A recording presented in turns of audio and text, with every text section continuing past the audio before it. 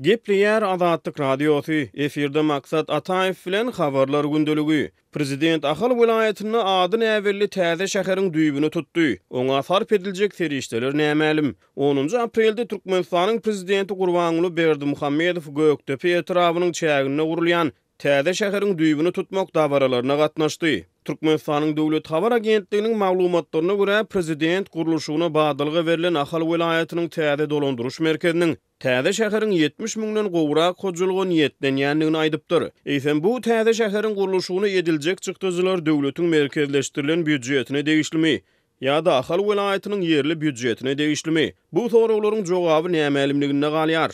Täze guruljak şäherde 10 sany çağılar wagyny, 19 sany mektebi, 400 töwereg ýaşaýyş jaýyny, 2 sany sungat mektebini, atçylyk boýunça ýokary hujaýyny, medeni binalary şol sanyny, sirk we beýleki binalary gurmak gödeňinde tutulýar. Media maglumatlaryna görä täze şäheriň guruluşy taslamalaryna da ak mermerden düýüplü peýdalanmak planlaşdyrylýar. Prezident dawarada eden çykyşyny şeýle iri guruluşyň amala aşyrylmagyny, ýurdun ösen ykdysadyýetine mysal hökmünde görkezmäge tinanşdy. Şeyle giyinme söylem taslamaları denge bir kuvvetli tifadi bünyada ve ulusuş mümkünçülükleri olan döwlet hem amala aşyryp beler. Diýip prezident aýtdy. Ajans France Press habar agentligi bu barada çap eden habaryny prezidentiň bu çykyşyny degişli merkezi ady ýurduny ykdysady krizisiň alamatlarynyň inkar edilmegi hökmüne baha berdi. 61 ýaşly lider bu merkezi ady ýurdundaky ykdysady krizisiň alamatlaryny inkar edip gymmat bahaly taslamanyň guruluşyny badylyga berdi diýip AFP ýazýar. Türkmenistanyň halky hususan ýurdun regionlarynyň ýaşaýjylary inni 2 ýyl golay wagt bäri ýygy-ýygydan un, çörek, ýumurtga, towuk eti we şolary meňdeş beýleki käbir günnelik iýmit önümleriniň döwlet dukanlaryna gytçylygyny, hususy sewdada olaryň gymmatçylygyny baştan geçirip gelýär. Dawarada eden çykyşyny prezident Berdimuhammedow düýbi tutulýan şäheriň adyny aglamady. Döwlet medeniýetine çykan habarlarda da şäher üçin gödeňinde tutulýan ad barada maglumat berilmeýär. Ýöne oňa heniz ad daqylmanlygynyň özüniň täze şäheriň Berdimuhammedowyň adyny götürmek ähtimallygy baradaky gep gurrunlara ýol açmagy mümkin diýip 10 aprelde AFP habar agentligi täze şäheriň düýbüniň tutulmagy barada Aşgabatdan beren habaryna ýazdy. Adatlyň Telegram sosial ulgamyna sahypasyna ýazylan. Bizi gözlew bölümine Adatlyk radiosu ýazyp tap bilersiňiz. Biz bilen Telegram arkaly goşmak belgisi 420 724 168 983 we goşmak belgisi 420 773 797 383 telefon belgileri bilen habarlaşyň. Biz siziň şahsiýetiňizin gizlin taklanjakdygyna kepillik etýäris.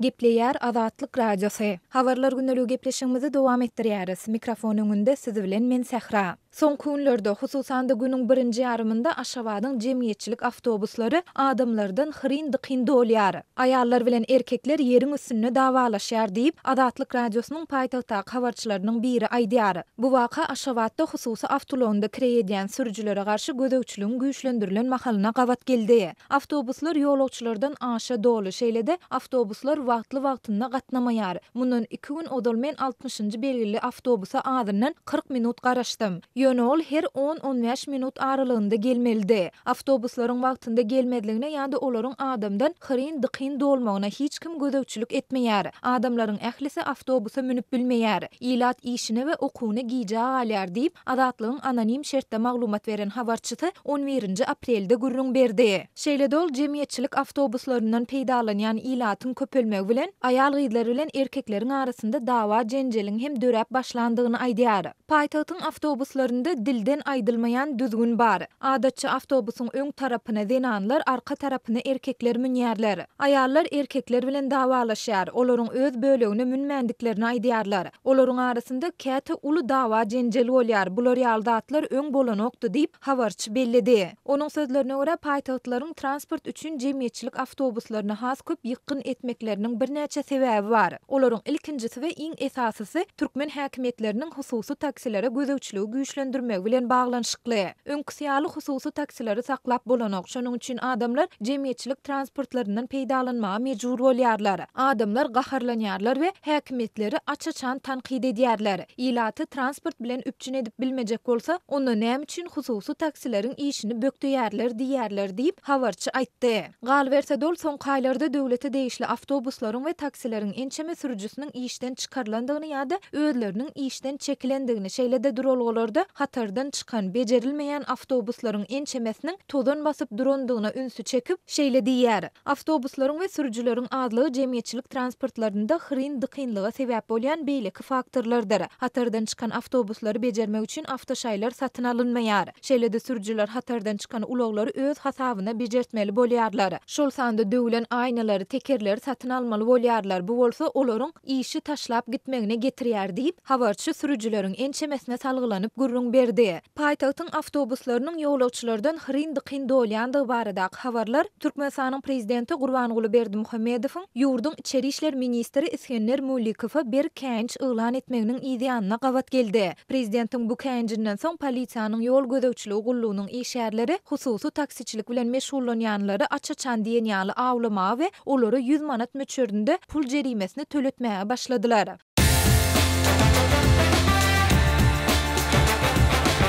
Дорогие радиослушатели, информация «Радио Азатлык» теперь доступна и на русском языке. Наш сайт на русском rus.azatxabar.com.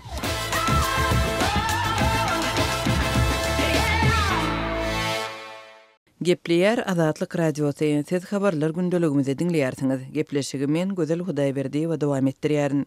Haşgabatyň sport mekdeplerinde işgärlerden ýene-de pul toplanýar. Azatlyk radiosynyň habarçylarynyň sözlerine görä şoňlar sport mekdeplerining işgärlerinden 150 manat tapşyrmak talap edilýär. Ählisinden pul ýygnalýar. Pul saglyk aýynyň çärelerine her mekdepden gatnaşýan 5 adam üçin sport geýimlerine niýetlenýär.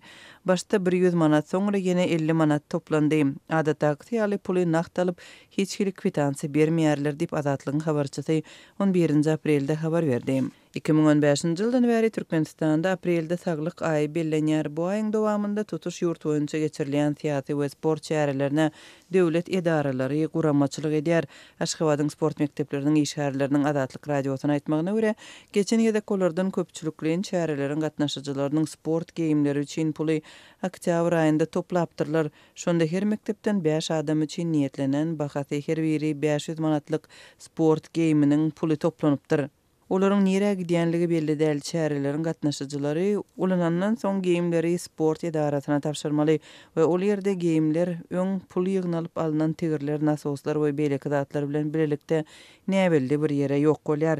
2 ýyl mundan ozal täze geýimler üçin ýygnalan pula täze diýilip ýuwulan köne geýimler satyn alınıpdy diýip Aşgabatyň sport mekdepleriniň biriniň işgäri gurrun berdi. Häzirki wagtda sport geýimlerini satyn almak üçin ýygnalýan puldan başga da sport mekdepleriniň işgärlerinden täze sport jurnaly üçin 80 manat möçberinde pul tapşyrmak talap edilýär. Türkmenistanyň döwlet edara karhanalarynyň işgärleri köçüleriň awatlanmagy we araslanmagy, nahal ekmek we baglara seretmek, döwlet medeniýetine ýazylmak, bayramçylyk we sport geýimlerini satyn almak hem resmi köpçülikliň çäreleri gatnaşmak üçin dürli gurallary satyn almak maksatly pul tapşyrmagy ýygyderli mejbur edilýärler. Üstesine Aşgabatyň sport mekdepleriniň trenerleri özleriniň boş wagtynda we öz hasabyna okuwçylaryny kino gatnatmagy, orta mekdepleriň mugallimleri bolsa okuwçylaryny ekskursiýalara gatnatmagy mejbur edilipdi. Türkmenistanda ýylda geçirilýän ýüzlerçe mejburi çäreleriň we olara gatnaşdyrylýan çäreçileriň sanawlary her aýda düzülýär. Türkmenistanda apreldäki saglyk aýyndan daşary velosiped güni hem resmi taýdan döredildi. Geçen ýylda 3-nji ýuwna bellenen bu tenäniň öňü tirasynda ýurdun baş sport edarasy sport mekdepleriniň müdirlerine tigir sport geýimlerini baýdajyklary we tigir üçin nasoslary satyn almak üçin pul ýygnamagy dilüsti bilen tapşyrypdy. Türkmenistan'dan Azatlyk radiosynyň azathabar.com web saytyna Sayfon 3 proxy ulgama arkaly howpsuz ýagdaýda girip bilersiňiz. Sayfon 3 dowamly özgerýär.